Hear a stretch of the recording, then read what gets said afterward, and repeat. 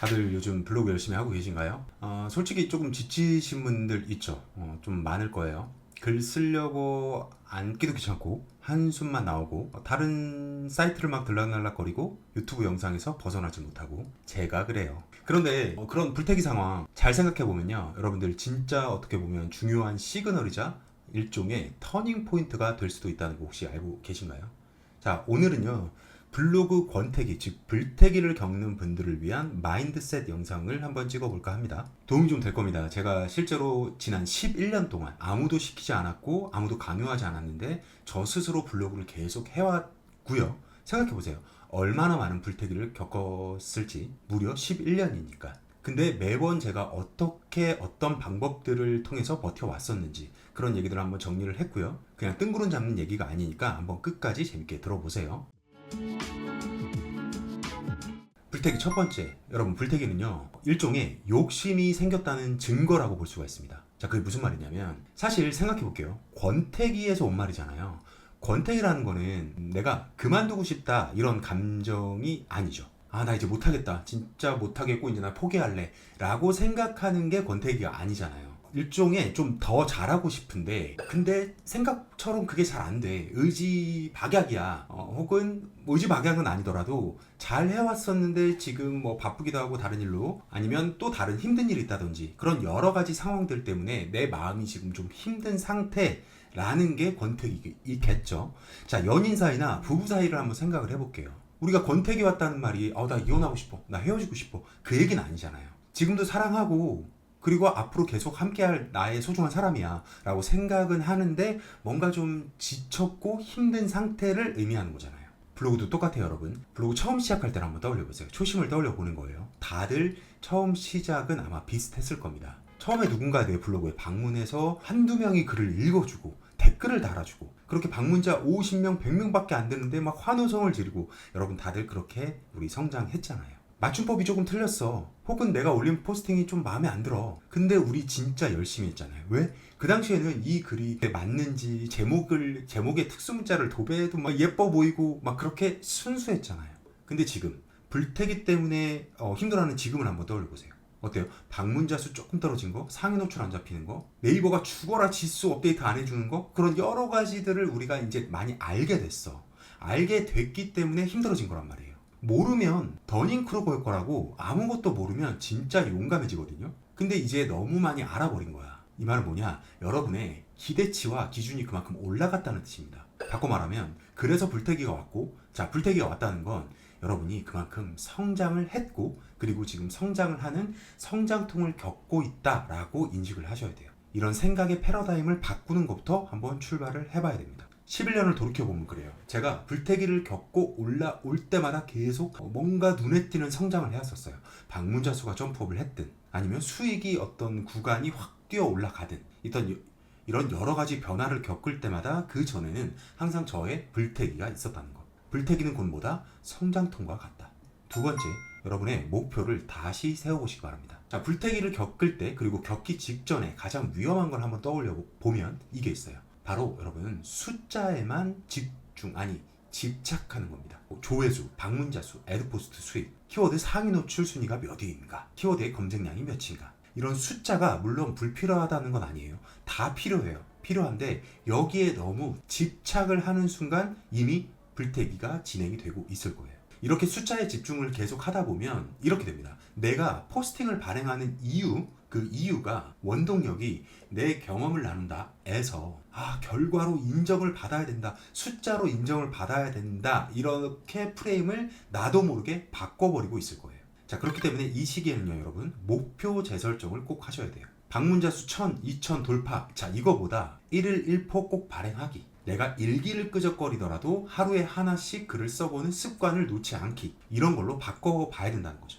불태기를 벗어나기 위해선 행동이 바뀌어야 되고, 행동이 바뀌기 위해선 생각이 먼저 바뀌어야 돼요. 그 생각 전환의 시발점을 목표 재설정으로 해보시란 얘기예요. 자, 세 번째, 내가 아닌 다른 블로거 분들의 글을 탐험해보세요.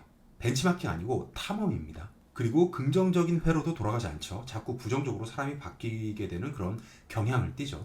오랫동안 내 방 안에서만 갇혀서 나 혼자서만 생활을 해. 자, 그렇게 지내면 어떻죠? 내 생각이 점점 더 좁아집니다. 그리고 긍정적인 회로도 돌아가지 않죠. 자꾸 부정적으로 사람이 바뀌게 되는 그런 경향을 띠죠. 거기서 필요한 게 뭐예요? 새로운 환경과 새로운 사람이죠. 블로그도 똑같습니다.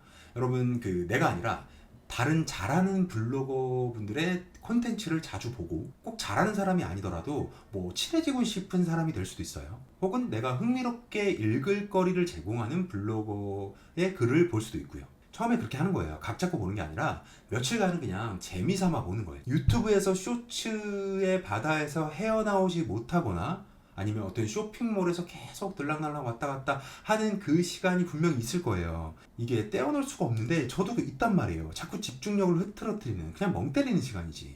차라리 그 시간에 내가 아닌 다른 블로거분들의 글을 탐방하시라는 얘기예요. 그렇게 며칠간 재미삼아 이렇게 보다가 그 중에서 인상 깊거나 잘하네? 이 사람 잘하네? 이 사람은 뭐 연구 대상이네? 여러 가지 이유가 있을 거예요. 그 여러 가지 이유들로 몇몇 블로그들을 즐겨찾기로 저장을 해두란 말이죠. 그리고 서서히 생각을 해보는 겁니다. 이 포스팅은 제목이 이게 좋네. 와, 이 포스팅의 이 첫 문단은 참 표현력이 이렇게도 할 수 있구나. 이런 것들을 서서히 나도 모르게 배우게 됩니다. 물론 워스트 사례도 보고 이제 내가 저렇게 하면 안 되겠구나 라는 것도 이제 각성을 하게 되죠. 그리고 다른 블로거분들 글을 볼 때 또 주의 깊게 봐야 되는 게 사진을 되게 재밌게 볼 수가 있습니다. 야, 이게 사진을 저렇게 찍을 수도 있구나. 이 사람은 글은 별론데 사진은 잘 찍네. 야, 이 사람은 글은 진짜 끼깔 나는데 사진 찍는 것만 좀, 이게 구도만 좀 잘 잡으면 되겠다.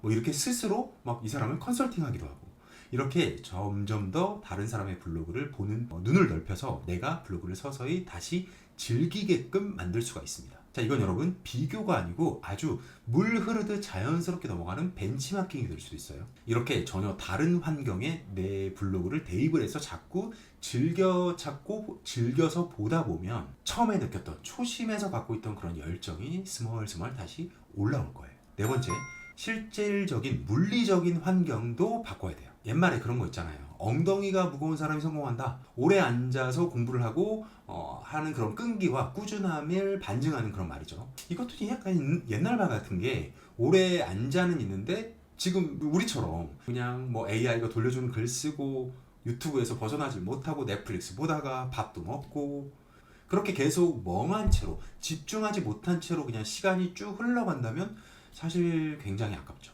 예전에 그 봉준호 감독님이 인터뷰했던 내용이 기억이 나는데, 이 차 마시는 카페 있잖아요. 카페를 여러 군데를 옮겨 다니면서 썼다고 하더라고요. 제가 이 얘기를 왜 드리냐면, 그 인터뷰를 볼 때 되게 인상 깊었던 게, 실제로 제가 그렇게 했었거든요. 지금도 그렇게 하고 있고, 이렇게 사무실이 있어요. 저는 사무실에서 대부분은 여기서 글을 쓰죠. 글도 쓰고 뭐 기획도 하고 지금처럼 촬영도 하고. 근데 이렇게 매번 똑같은 물리적인 공간이 주는 어떤 그런 지루함이 있단 말이에요. 그래서 이걸 좀 내가 지루하다, 뭔가 생각이 잘 전환이 안 된다 할 때는요, 노트북 들고 나갑니다. 나가서 공용 공간에서 갑자기 글을 쓰기도 하고, 아니면 실제로 카페에 가서 거기서 기획을 하기도 해요. 이렇게 해야 되는 더더욱 중요한 이유가 뭐냐면, 저도 여러분도 블로거는요, 창의성을 요구하는 업무이기 때문이에요. 창의성은 환경에 영향을 많이 받고요.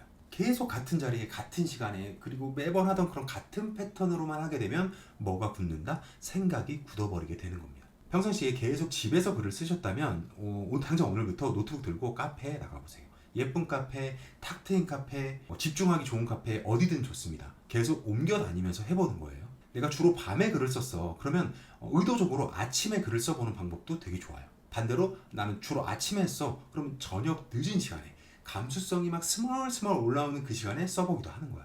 그렇게 물리적인 환경, 장소를 바꿔보세요. 마지막 다섯 번째, 불택에 왔을 때 여러분, 앞서 말씀드린 작은 목표들을 실천을 할 때마다 여러분 스스로한테 작은 선물을 주셔야 됩니다. 보상을 줘야 된다는 얘기예요. 자, 사람은요, 몸도 마음도 어쨌든 뭐 금전적인 걸 떠나서 어떤 크고 작은 보상에 의해서 움직일 수밖에 없어요. 오늘 글 한 개 올리는 게 목표였는데 진짜 또 하기 싫어. 근데 그걸 꾸역꾸역 참고 이겨내서 내가 진짜 일기라도 썼어. 새벽 말대로 진짜 일기라도 썼죠.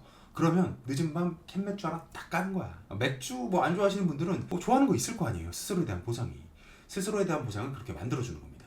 이게 실제로 제가 그렇게 했던 건데, 초반에 진짜 블로그 처음 아무것도 모르고 막 덤볐을 때 밤 11시에 애 겨우 재워놓고 나면 얼마나 피곤해요. 그때 꾸역꾸역 세수를 하고 억지로라도 자리에 앉았어요. 그래서 글을 어떻게든 하나를 썼단 말이야. 근데 글을 쓰면서 무슨 생각을 했냐면, 아 이거 빨리 쓰고 캔맥주 하나 딱 가가지고 시원하게 딱 먹어야지. 이 K 직장인들 이거 다 공감할 거 아니에요. 저 직장 다닐 때 얘기예요. 그래서 그걸 생각하면서 열심히 글을 썼어. 꾸역꾸역. 그렇게 쓰고 나면 실제로 맥주캔을 딱 따서 먹어. 그렇게 딱 즐기다 보면, 아까 올린 포스팅 상위 노출 잘 됐나? 이제 막 그걸 검색해보기 시작해. 그러다가 맥주를 홀짝홀짝 또 마시면서 키워드 공부를 하고, 그러다 보면 또 욕심이 생겨서 1일 1포 하기로 했는데 글을 또 쓰거나 아니면 키워드 막 연구를 하거나, 그렇게 해서 제가 새벽 늦게까지 버텨서 이 자리까지 온 거예요. 우리가 어릴 때는 뭘 잘하고 열심히 하고 하면 어른들이 칭찬도 해주고 밥도 사주고 우리한테 올 보상이라는 게 굉장히 많았어. 근데 이제 다 크고 나서 성인 되고 부모가 되고 지금 그렇잖아요. 그럼 어때요? 내가 아무리 열심히 해도, 특히나 블로그는 누가 시켜서 하는 것도 아닌데 스스로 했다고 해서 누가 우리한테 고생했다, 진짜 이렇게 격려해주고 칭찬해주고 하는 거 없잖아요. 남이 안 해주니까 우리 스스로가 나 자신한테 해줘야 됩니다. 오늘 잔소리는 여기까지 하고요. 여러분, 불태기는요 브레이크가 아니에요. 멈추는 게 아닙니다. 포기가 아니라고 했습니다. 더 높은 곳으로 올라가기 위한, 다음 스텝으로 가기 위한 베이스 캠프라고 생각을 하시면 되겠습니다. 이상 새벽만이었습니다.